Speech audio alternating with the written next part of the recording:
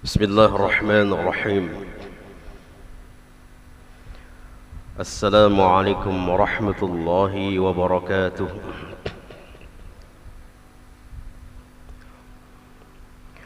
إن الحمد لله نحمده ونستعينه ونستغفره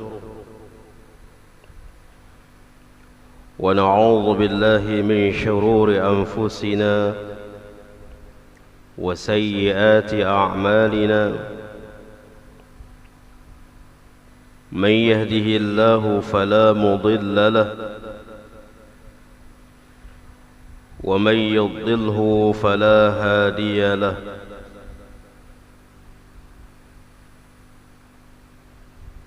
أشهد أن لا إله إلا الله وحده لا شريك له، وأشهد أن محمدًا عبده ورسوله وحبيبه وخليله، ولا نبي ولا رسول بعده. يا أيها الذين آمنوا اتقوا الله حق تقاته ولا تموتن إلا وأنتم مسلمون. أما بعد، فإن أصدق الحديث كتاب الله،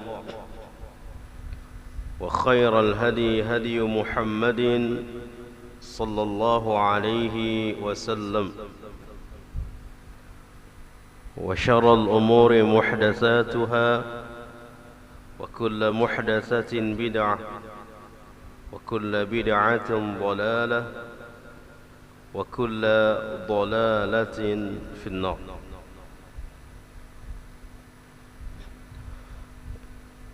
أحبتي في الله رحمني ورحمكم الله.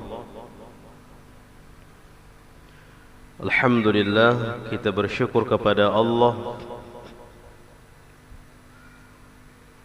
Subhanahu wa ta'ala. Kembali kita dikumpulkan di majlis ilmu yang merupakan kewajiban bagi kita setiap muslim dan muslimah, dan kita berharap mudah-mudahan Allah Subhanahu wa ta'ala memberikan keistiqamahan kepada kita untuk senantiasa belajar agama. Al-Imam Ahmad bin Hanbal, beliau senantiasa berdoa kepada Allah agar Allah matikan di atas ilmu. Dan banyak sekali para ulama Allah matikan mereka, Allah wafatkan mereka dalam keadaan belajar ilmu agama.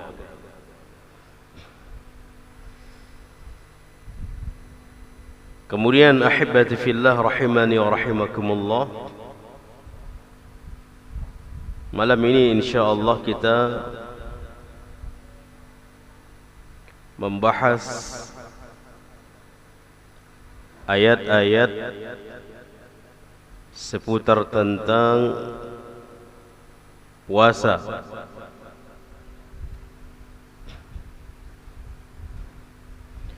Diawali dari surah Al-Baqarah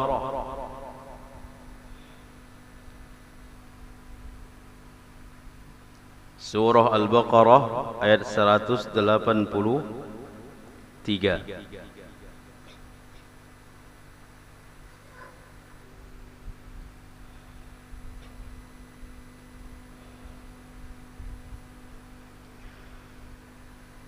Surah Al-Baqarah ayat 183. Allah Subhanahu wa ta'ala mengatakan, Ya ayyuhalladzina amanu kutiba alaikumus siyam kama kutiba alal ladzina min qablikum la'allakum tattaqun. Hai orang-orang yang beriman, diwajibkan atas kalian berpuasa sebagaimana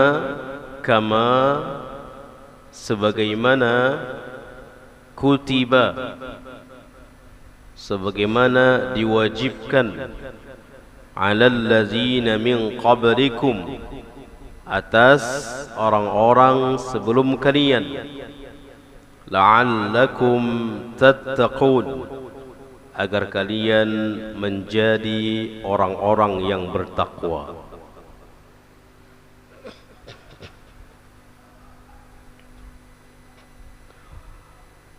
Allah mengatakan, ya ayyuhalladzina amanu, hai orang-orang yang beriman, baik laki-laki maupun perempuan,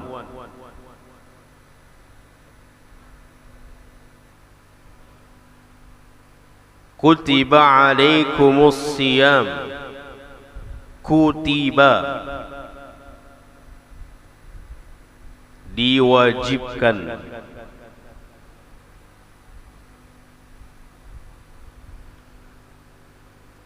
di dalam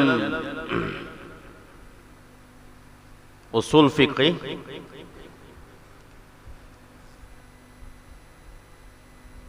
ada kalimat-kalimat yang mengandung wajib, ada kalimat-kalimat yang bermakna wajib, yang sighahnya, bentuk kalimatnya berbeda-beda, namun tetap hukumnya wajib.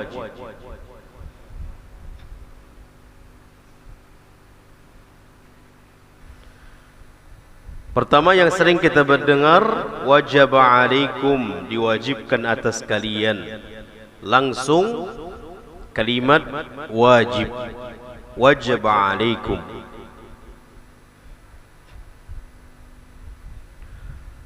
Kemudian ada juga sighatul amr, sighatul amri bilafzil insya. Ada model kalimat perintah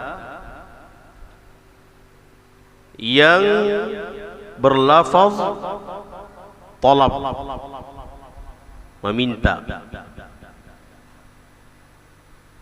juga artinya wajib. If'al, perbuat. Isna', aqimus salah,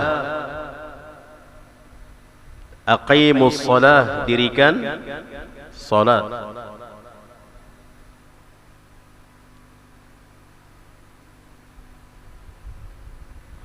Atau sighah yang berbentuk fi'il mudhari'. Misal dalam surah An-Nisa, falyattaqullaha, falyattaqullaha wal yaqulu qawlan sadida. Falyattaqullah itu wajib, perintah. Walaupun di sana tidak ada kalimat wajib atas kalian, wajaba alaikum,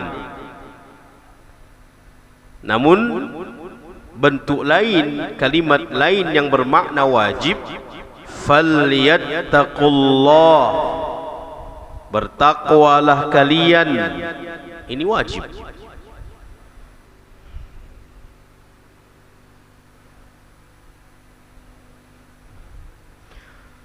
Ada juga yang kalimat alaikum wajib atas kalian, seperti dalam surah Al-Maidah, ya ayyuhalladzina amanu alaikum anfusakum la yadurrukum man dhalla idza ihtadaitum. Ya ayyuhalladzina amanu, hai orang-orang yang beriman, alaikum wajib atas kalian. Jadi tidak ada di situ kalimat wajib, atau tidak ada wajib di kalimat faradha alaikum, diwajibkan atas kalian. Tapi di sana ada kalimat alaikum anfusakum. Alaikum itu juga bermakna wajib dengan bentuk lafaz yang berbeda.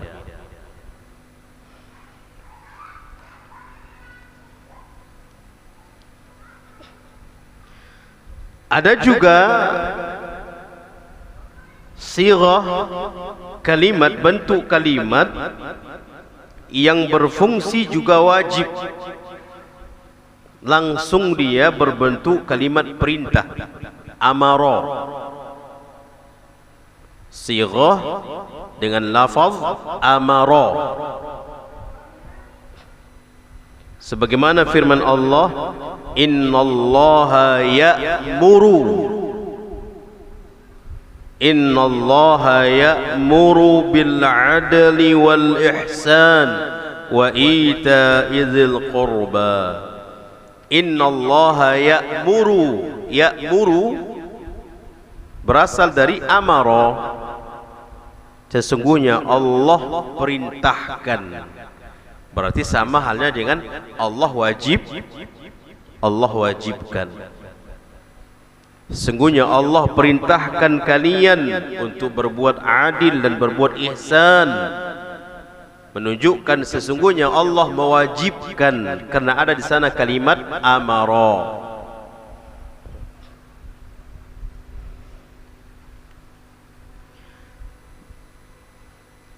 Demikian juga dalam surah An-Nisa, kalimat perintah amara, innallaha ya'murukum an tu'addul amanati ila ahliha. Sesungguhnya Allah perintahkan kalian, maksudnya apa? Allah wajibkan kalian menjaga amanah, memulangkan amanah kepada ahlinya. Kemudian juga bentuk lafaz kataba, berbentuk lafaz kataba atau kutiba. Kataba dan kutiba.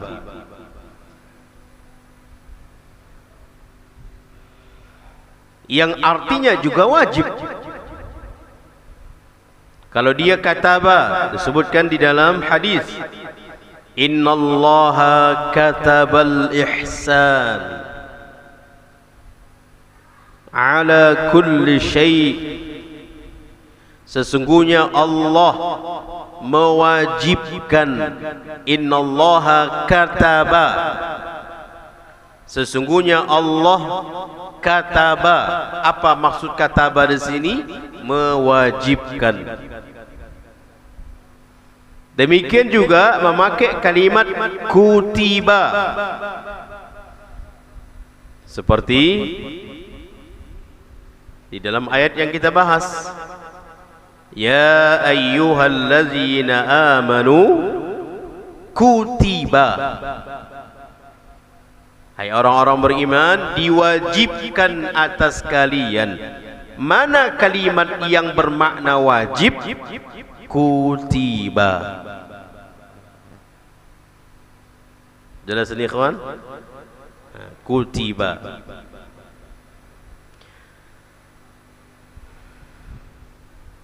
Demikian juga di dalam ayat surah Al-Baqarah, kutiba alaikumul qital. Kutiba diwajibkan.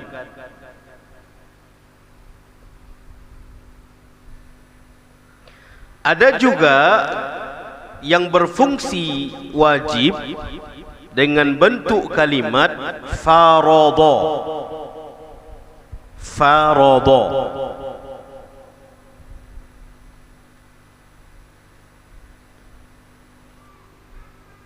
Sebagaimana Allah katakan dalam surah An-Nur,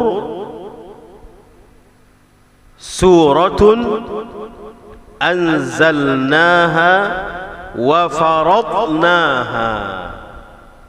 Wa faradnaha. Di sana ada kalimat faradha.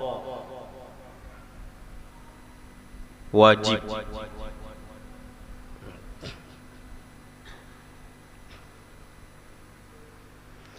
Juga disebutkan di dalam hadis, innallaha qad farada alaihim. Sesungguhnya Allah sungguh mewajibkan atas mereka. Di mana diartikan wajib? Karena adanya kalimat farada. Jadi banyak lagi kalimat-kalimat sighah, bentuk-bentuk kalimat yang berfungsi sebagai hukumnya wajib. Ini adalah yang dikatakan oleh para ulama usul fiqih. Seperti yang kita bahas, kutiba. Jadi kalau misalnya, hai orang-orang beriman, diwajibkan atas kalian berpuasa. Mana perintah wajib di situ? Adakah lafaz wajib? Tidak ada lafaz wajib.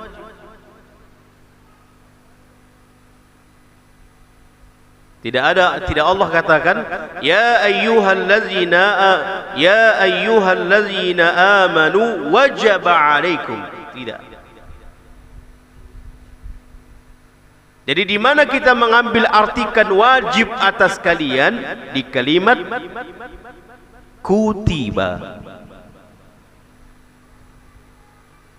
Artinya wajib. Ya, artinya wajib. Kutiba alaikumus siyam. Diwajibkan atas kalian berpuasa. Siyam. Boleh juga penyebutannya as-saum. Saum, siyam. Kedua-duanya boleh. Ana saum, ana puasa. Siyam juga artinya puasa.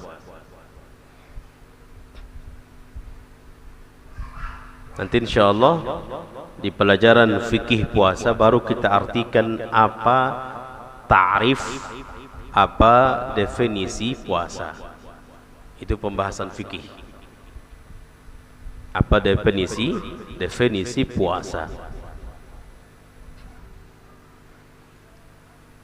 Maryam berpuasa dia. Namun bentuk puasa Maryam apa? Menahan diri dari berbicara.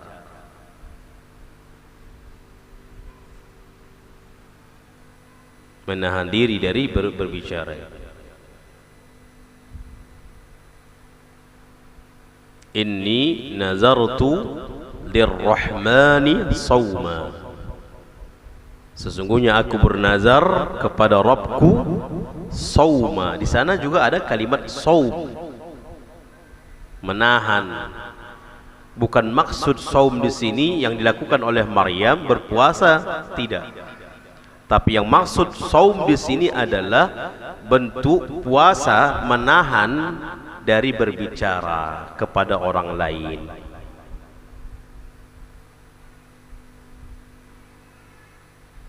Jadi makanya arti puasa itu adalah imsak. Puasa itu artinya menahan. Taib, itu nanti pembahasan fikih insyaallah. Kutiba alaikumus siyam, diwajibkan atas kalian berpuasa. Kama kutiba alal ladzina min qablikum, sebagaimana diwajibkan atas sebelum kalian. Sebelum kalian maksudnya umat-umat sebelum umat Nabi Muhammad.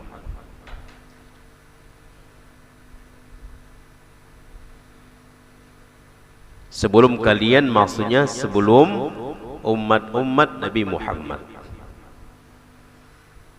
Menunjukkan umat sebelum kita atau umat sebelum Nabi Muhammad, ada enggak puasa mereka? Ada puasa mereka.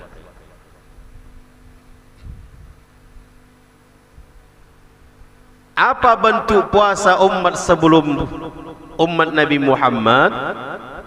Banyak terjadi perselisihan di kalangan para ulama.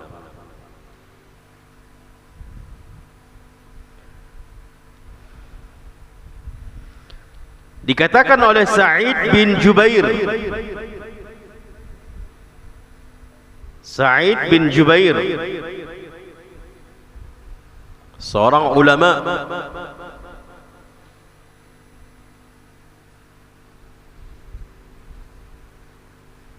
kalau tidak salah ini termasuk di kalangan ulama tabi'in, masuk di kalangan ulama tabi'in. Sa'id bin Jubair, Sa'id bin Jubair mengatakan puasanya orang-orang dahulu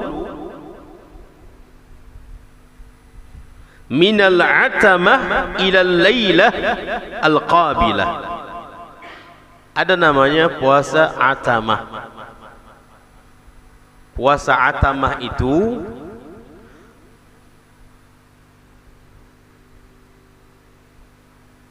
kalau dia kapan mulai puasanya, di malam hari begitu dia tidur, mulailah puasa. Begitu dia tidur, mulai puasa. Jadi kalau ingin makan berbuka atau ingin melakukan hubungan suami istri sebelum tidur, begitu dia tidur, bangun tidur, udah dia sudah dianggap puasa sampai malam akan datang. Misalnya nih, habis isya dia tidur, habis isya malam nih dia tidur, kita contohkan malam nih. Habis isya tidur dia, udah dianggap puasa. Bangun dia jam 12 malam, enggak boleh dia makan, enggak boleh dia minum, enggak boleh dia melakukan hubungan suami istri walaupun bangunnya jam 12 malam. Dia sudah berpuasa. Kapan dia tidur, dianggap puasa. Kapan makan lagi? Nanti. Ini kan malam nih, besok subuh, kemudian pagi, besok pagi, sampai siang, sampai sore, sampai maghrib, baru dia puasa, baru dia bangun, baru dia berbuka. Sampai malam baru berbuka. Begitu dia tidur, puasa lagi dia. Jadi patokan dia berpuasa adalah ketika malam, kapan dia tidur. Begitu dia bangun dari tidur, sudah nggak bisa ngapa-ngapain, karena dia sudah dianggap puasa. Itu namanya puasa atamah. Yang dikatakan oleh Sa'id bin Jubair, begitulah bentuk puasa awal-awal Islam yang sebelum diwajibkannya Ramadan.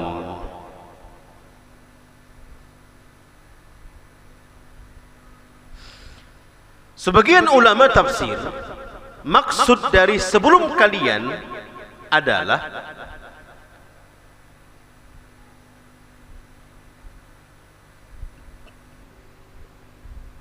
umat-umat sebelum Nabi Muhammad. Umat-umat sebelum Nabi Muhammad. Sebagian juga mengatakan maksud sebelum kalian adalah termasuk juga umat Nabi Muhammad, namun sebelum diwajibkannya Ramadan. Namun kalau umatnya tetap umat Nabi Muhammad, para sahabat, tapi belum diwajibkan puasa Ramadan. Jadi adakah puasa sebelum Ramadan, puasanya Rasulullah, puasanya para sahabat? Ada.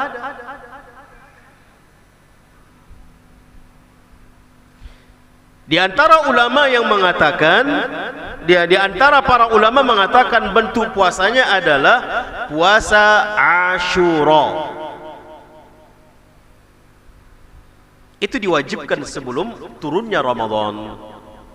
Turunnya perintah Ramadan, puasa Asyura. Bulan apa itu? Puasa Asyura bulan apa? Muharram, 10 Muharram.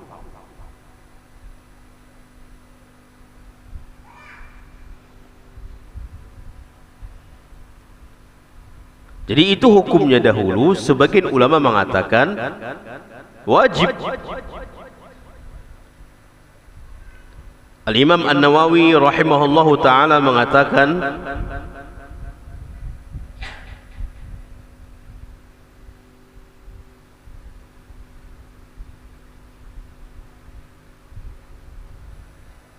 di awal-awal Islam, sebelum disyariatkannya turunnya puasa Ramadan, Al-Imam Abu Hanifah berpendapat bahwa puasa Asyura itu dahulu wajib. Di awal-awal Islam, sebelum datang perintah puasa Ramadan, Al-Imam Abu Hanifah mengatakan dulu puasa Asyura itu wajib.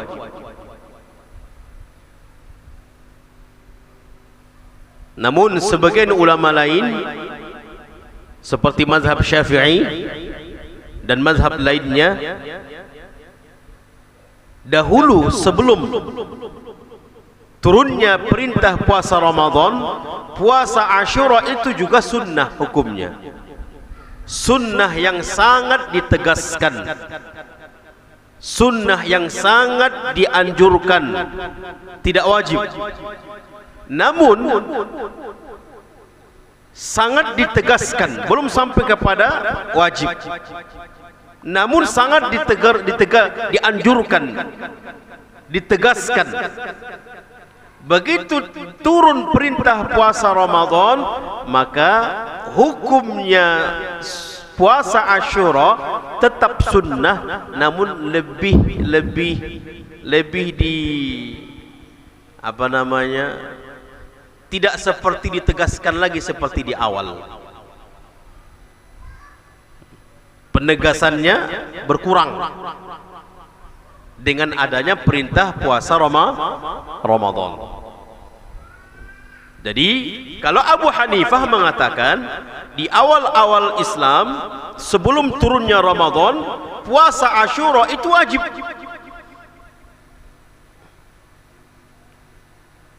Puasa Asyura itu wajib. Namun mazhab yang lain, mazhab Syafi'i diantaranya dan mazhab lainnya mengatakan tetap hukumnya sunnah. Walaupun sebelum turunnya Ramadan, puasa Asyura tetap sunnah. Namun sunnah yang sangat ditekankan, walaupun belum sampai kepada wajib.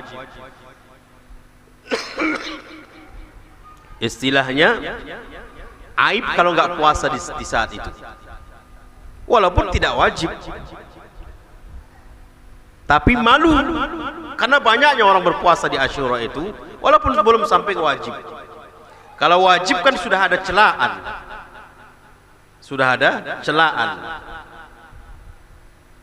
Misal puasa Ramadan, kalau orang yang memang tidak puasa Ramadan dicela atau tidak?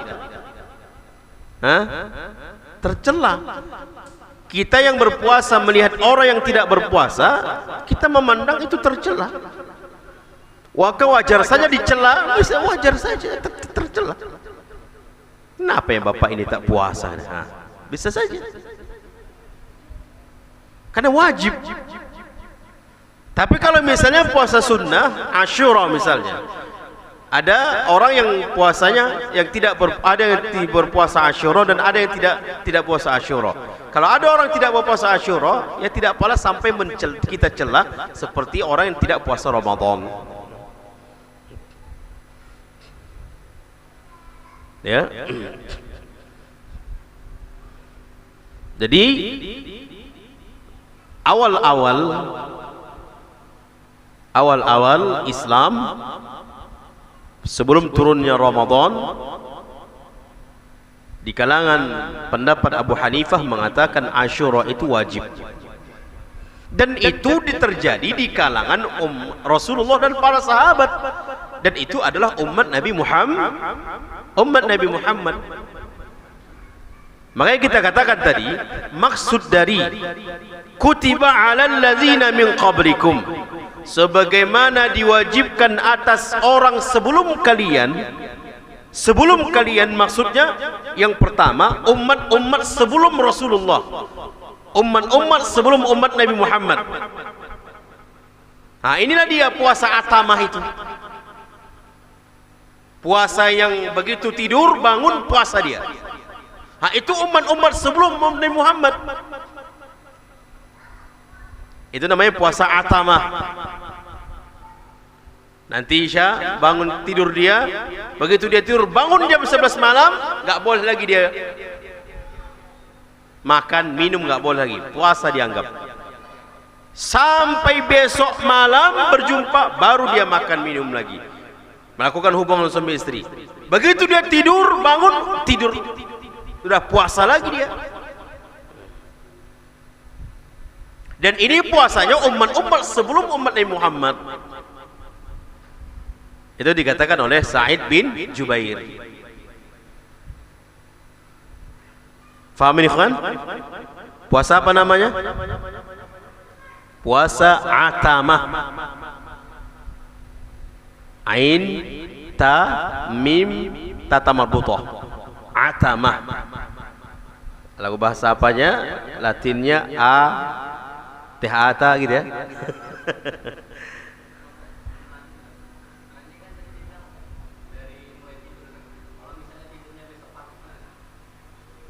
Besok pagi. Ya udah, mulai besok pagi. Satu malaman dia nggak tidur, maka nggak puasa dia. Begitu dia pagi tidur, dia nggak puasa. Boleh. Itu umat dulu. Antum umat kapan? Iya gitu. Ya, itu umat dulu. Dia tahan ini tak tidur dia satu malam ini. Makan dia, nanti kalau tidur berpuasa katanya. Makan, minum dia semua melakukannya. Dia lakukan hubungan suami istri. Nah, kapan dia tidur? Habis subuh baru tidur dia. Dianggap puasa. Di situ waktu puasa. Bangun kapan? Malam bangun dia. Berbukalah dia. Berbuka di malam itu. Tidur lagi dia malam itu, dianggap puasa dia. Baik. Jadi itu namanya puasa atamah, dan itu umat-umat sebelum umat Nabi Muhammad. Sedangkan makna lain, arti lain, umat sebelum kalian artinya adalah tetap umatnya Nabi Muhammad. Umat yang belum mendapatkan turunnya Ramadan, tetap umat Nabi Muhammad. Seperti misalnya di kalangan ulama mengatakan puasa Asyura. Puasa Asyura. Orang-orang Yahudi juga puasa Asyura. Puasa Asyura. baik itu umat sebelum Nabi Muhammad dan juga para sahabat juga di waktu itu puasa Asyura.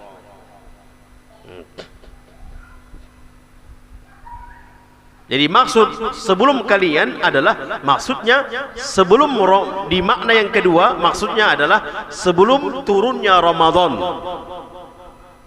Sebelum turunnya Ramadan. Berarti bisa saja itu terjadi puasa sebelum turunnya Ramadan, itu bisa saja terjadi dilakukan oleh umat Nabi Muhammad dan umat sebelum Nabi Muhammad. Contoh disebutkan dalam hadis ketika Nabi SAW datang ke Madinah, hijrah ke Madinah, fawajadal yahud yasumun yawma Asyura. Lalu Rasulullah SAW mendapati orang-orang Yahudi di Madinah puasa Asyura. Padahal Nabi itu baru datang ke Madinah. Menunjukkan orang Yahudi sebelum datang pun ke Madinah menunjukkan Rasulullah sebelum datang ke Madinah, orang Yahudi tetap menjalankan puasa Asyura. Sebelum datang umat Nabi Muhammad, sebelum datang agama Islam, orang Yahudi itu sudah puasa Asyura. Makanya dikatakan oleh Allah, sebelum umat kalian sebelumnya berpuasa, maksudnya adalah puasa Asyura. Atas pendapat yang lain,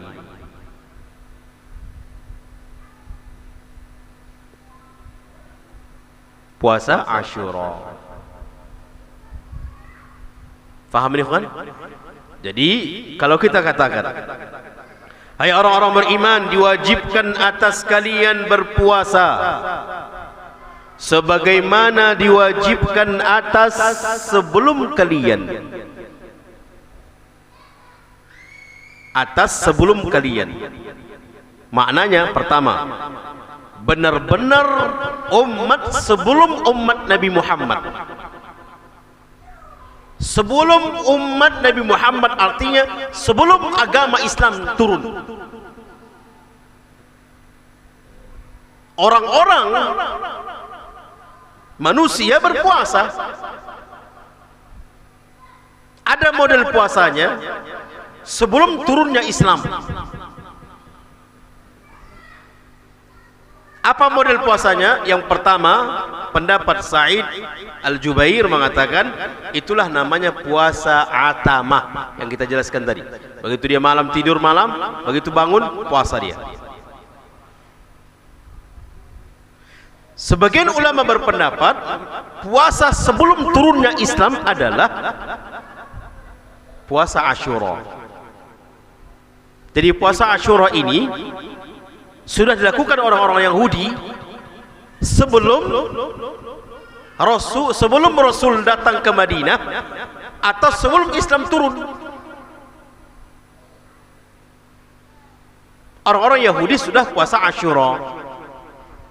Kenapa orang Yahudi berpuasa? Karena di hari itu Nabi Musa diselamatkan oleh Allah. Makanya mereka tanda bersyukur kepada Allah, lalu mereka berpuasa.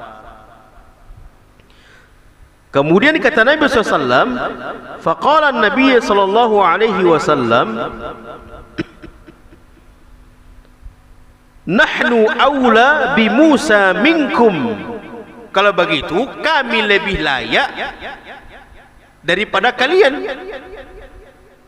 Kalian berpuasa karena dengan selamatnya Nabi Musa. Kalau begitu kami lebih layak lagi untuk berpuasa. Fa amara bi saumihi. Maka Nabi pun perintahkan kepada para sahabat untuk berpuasa Asyura.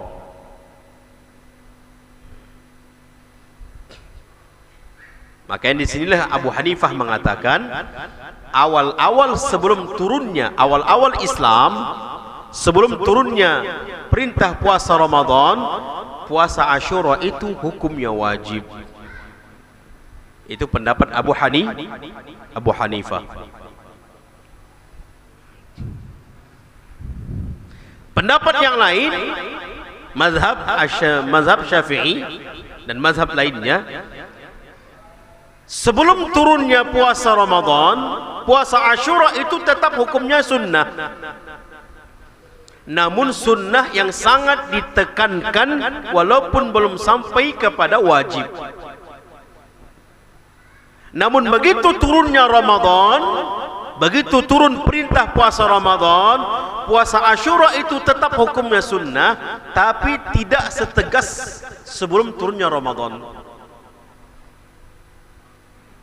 Faham ini? Jadi sebelum turun Ramadan, puasa Asyura itu Abu Hanifah mengatakan wajib.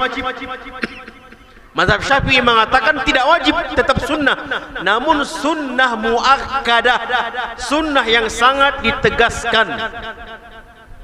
Begitu turun Ramadan, maka lebih kurang lagi ketegasannya sunnah Asyura itu. Dengan turunnya Ramadan. Berazan ya? Baik. Kita salat Isya dulu. Wassallallahu ala nabiyina Muhammadin wa ala alihi wa sahbihi ajma'in. Assalamualaikum warahmatullahi wabarakatuh. Assalamualaikum warahmatullahi wabarakatuh. Alhamdulillah rabbil alamin. والصلاة والسلام على أشرف الأنبياء والمرسلين وعلى آله وأصحابه أجمعين. إخواني والأخوات في الدين رحمني ورحمكم الله. Kita katakan tadi ada puasa-puasa yang umat sebelum umatnya Nabi Muhammad sudah ada puasanya. Kama kutiba 'alal ladzina min qablikum, sebagaimana diwajibkan atas orang-orang sebelum kalian, seperti puasa Atamah yang sebagaimana kita sebutkan tadi, kita jelaskan tadi. Kemudian juga termasuk di antara para ulama menyatakan puasa sebelum kalian adalah puasa Asyura. Puasa Asyura. Ada majlis kayaknya nih. Ada majlis ilmu selain majlis kita. Kita setelah kajian kek baru kita lanjut kek ya.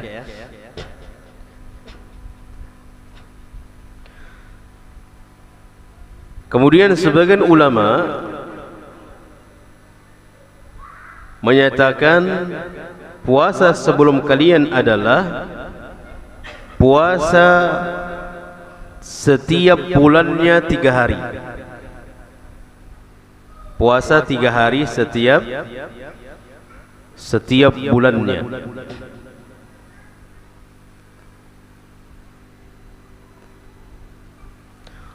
Wa qad kana hadha fi ibtida'il Islam, yasumuna min kulli syahr 3 ayyam. Disebutkan di tafsir Al-Imam Ibnu Katsir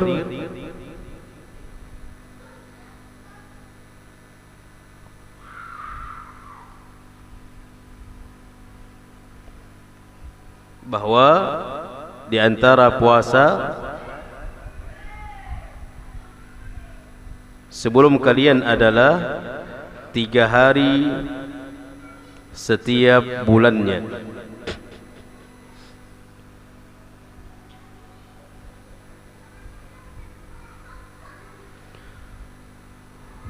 Itu dari Mu'adz bin Jabal. Kemudian Ibnu Mas'ud dan Ibnu Abbas, demikian juga Atha wa Qatadah wa Dhahak.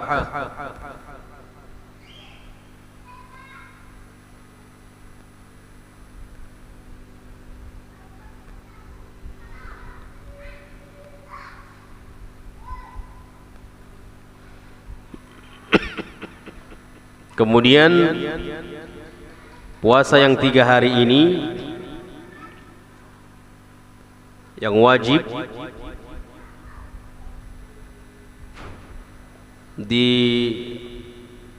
dinasakh, dihapuskan dengan turunnya puasa Ramadan.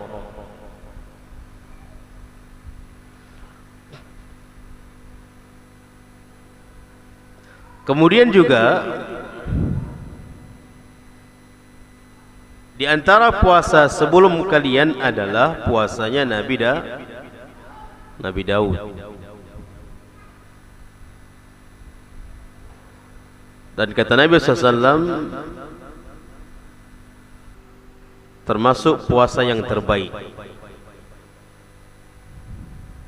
Puasa yang terbaik. Dan itu direkomendasikan oleh Rasulullah sallallahu alaihi wasallam.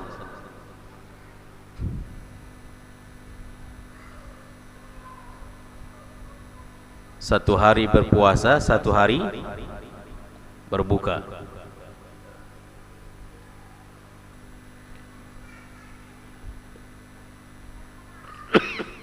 Itu puasanya Nabi Daud alaihi salam.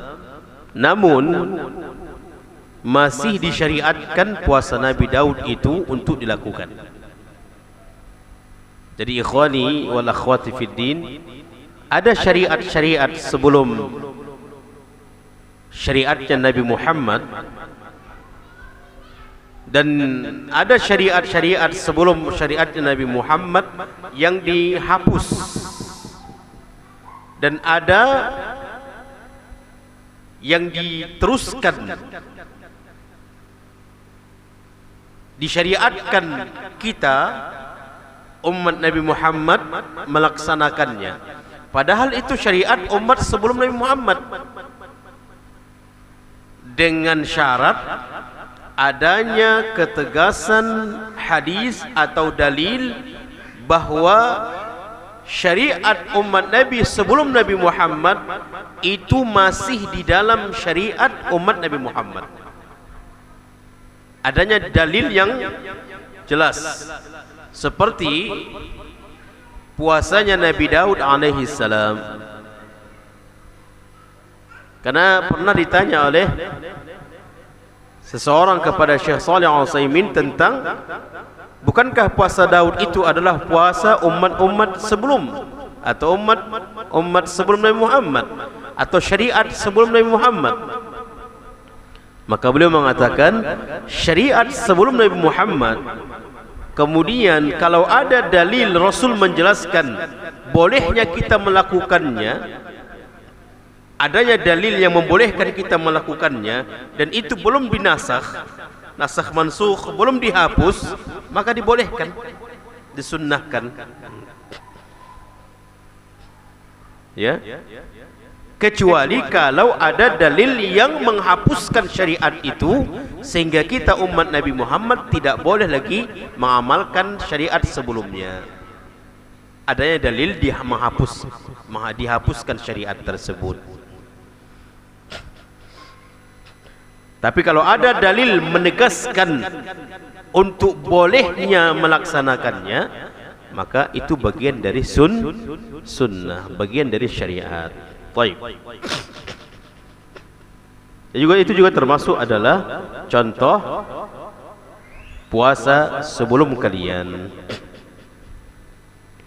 La'allakum tattaqun, agar kalian menjadi orang-orang yang bertakwa.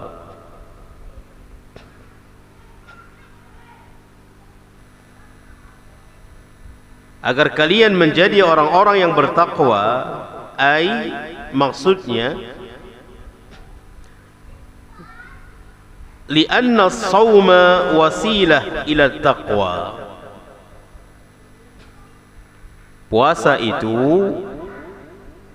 amal ibadah yang menjadikan sarana wasilah untuk menjadikan kita menjadi hamba-hamba yang bertakwa.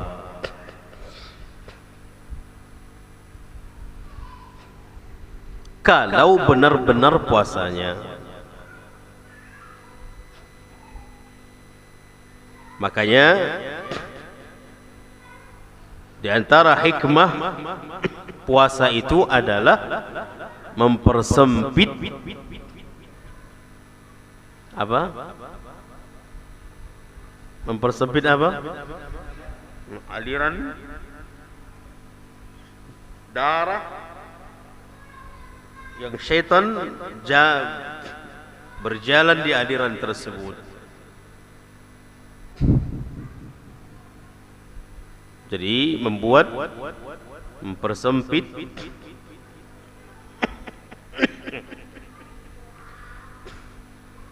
jalan aliran syaitan. Makanya Rasul SAW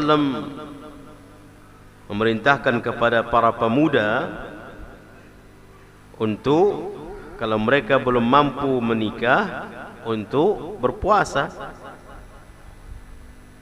Sebagaimana di dalam hadis Bukhari Muslim, ya ma'syarasy syabab man istata'a minkumul ba'ah falyatazawwaj.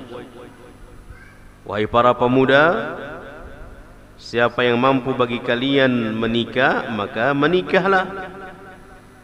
Fa innahu aghaddu lil basar, karena dengan menikah itu dapat menundukkan pandangan. Wa ahsan lil farj, dan dapat menjaga kehormatan diri, kesucian diri, dapat menjaga kehormatan diri, harga diri, atau dari perbuatan-perbuatan zina dan sebagainya.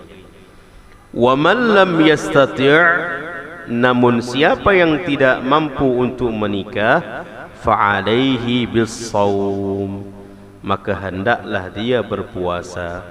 Fa innahu lahu wija', karena puasa itu dapat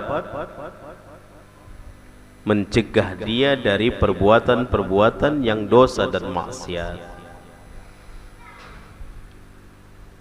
Dia bisa menjadi penjaga, penghalang dari dosa dan maksiat. Jadi di antara ibadah yang mengantarkan kita kepada takwa adalah puasa.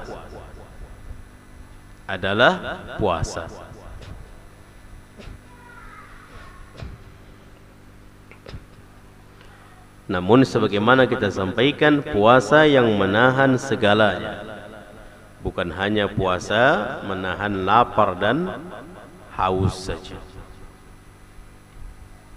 Kalau hanya berpuasa seperti itu, tidak akan menyampaikan dia kepada takwa, tidak akan. Tapi kalau dia benar-benar matanya juga puasa, lisannya juga puasa, telinganya juga puasa dari perkara-perkara yang dilarang, maka puasa yang seperti ini insyaallah inilah puasa yang menghantarkan kepada takwa. Adapun puasa-puasa yang biasa-biasa, hanya menahan lapar dan haus saja, maka tidak bisa mengantarkan kepada takwa. Baik. Insyaallah pada pertemuan akan datang kita lanjut. Kita cukupkan sampai sini. Ada pertanyaan ikhwan? Allah.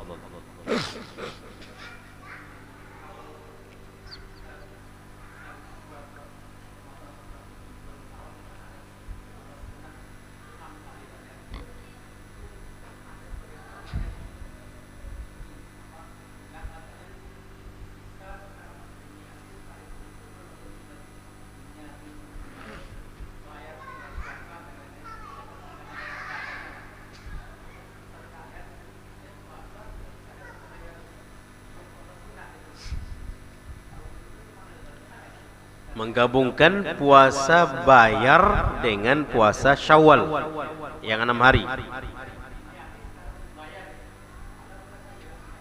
Diniatkan sekalian puasa bayar. Puasa bayar itu hukumnya wajib. Puasa Syawal itu hukumnya sunnah. Tidak boleh berjumpa wajib dengan sunnah. Maka kalau dia mengatakan boleh menggabungkan puasa bayar dengan puasa Syawal, ini keliru. Ini sangat keliru sekali. Kecuali kalau itu ibadah sama-sama sunnah. Maka tidak boleh. Tidak boleh menggabungkan niat puasa wajib dengan puasa sunnah dalam satu ibadah puasa. Tidak boleh. Kalau dia wajib tersendiri, salat fardu misalnya, salat subuh, boleh enggak kita menggabungkan salat subuh dengan salat qabliyah?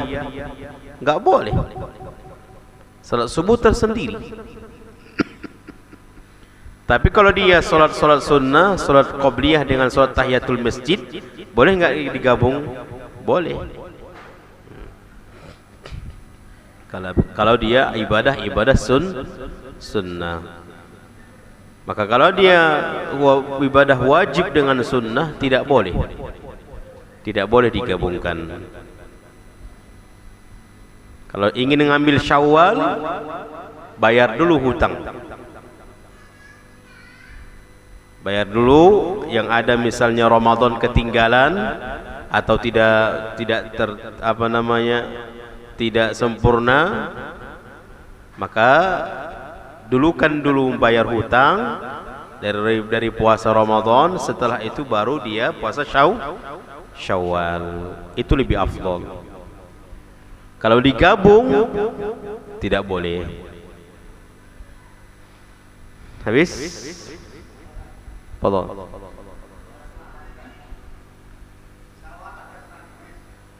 Di Syawal ada Senin, Kamis, ada Yaumul Bid. Boleh digabung. Iya. Ada puasa Daud. Ada puasa Senin. Pas puasa Daudnya dapat hari Senin. Dapat pula Yaum Bid. Dapat pula puasa Asyura, gabung di situ.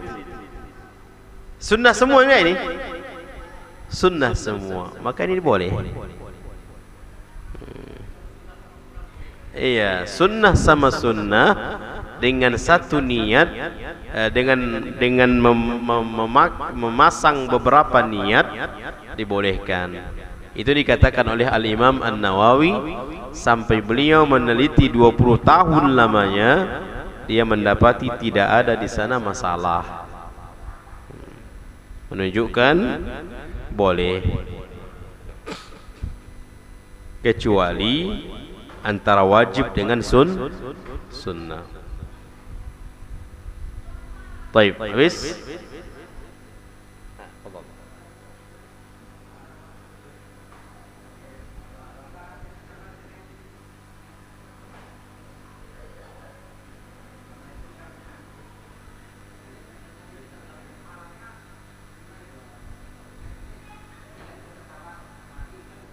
Ya.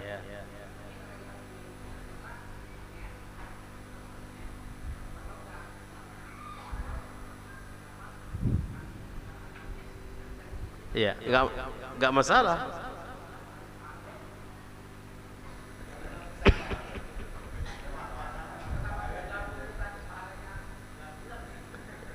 Ini hitung-hitungan pahala kayaknya.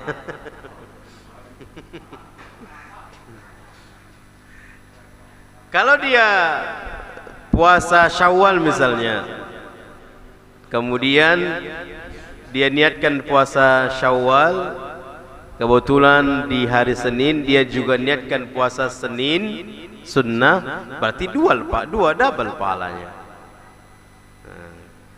Kalau dia misalnya ingin memisah Senin dia puasa Senin dulu, besok Selasa dia puasa Syawal, Selasa Rabu dia puasa Syawal, Kamis baru dia puasa Kamis, Jumat puasa Syawal lagi. Nah, dia pisah. Dia nggak mau menggabungkan antara puasa Senin dengan puasa Syawal. Itu juga itu juga boleh. Itu juga boleh, tidak masalah. Tapi juga tidak dilarang untuk menggabungkan. Contoh misalnya, begitu antum sampai masjid, la ilaha illallah, kata muazzin, antum sholat pertama, sholat tahiyatul masjid 2 rakaat, antum salam, assalamualaikum warahmatullahi wabarakatuh, bangkit lagi antum sholat qabliyah, antum sholat yang kedua, bangkit antum habis salam, bangkit Allahu Akbar, takbir antum niatkan sholat qabliyah. Boleh atau tidak? Hah? Boleh. Tapi mana lebih apa namanya? Dia waktunya dah, begitu dia sampai, dia niatkan sholat qabliyah, dia niatkan sholat tahiyatul masjid, kemudian dia sholat 2 rakaat, dan sama-sama dapat juga tahiyatul masjidnya, pahalanya, dapat juga pahala qabliyah. Sama juga dengan tahiyatul masjid salam, kemudian qabliyah salam. Mana lebih capek? Harusnya 2 rakaat menjadi 4 rakaat. Itu kalau dapat. Kalau dapat qabliyahnya. Begitu tahiyatul masjid 2 rakaat, bangkit lagi dia 1 rakaat, datang Allahu Akbar, Allahu Akbar, iqamah. Dapat enggak qabliyah? Enggak dapat qabliyah. Makanya disitulah perbedaan orang yang berilmu dengan tidak berilmu. Di antaranya capek tadi. Bisa saja dia enggak dapat qabliyahnya. Orang berilmu mudah, santai.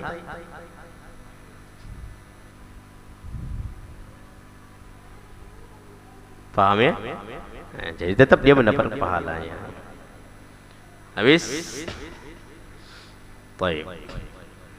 Semua yang benar datang dari Allah, yang salah datang dari kami, kurang ilmu dan dari syaitan ladatullah. Kami mohon ampun kepada Allah dan mohon maaf kepada seluruh jemaah.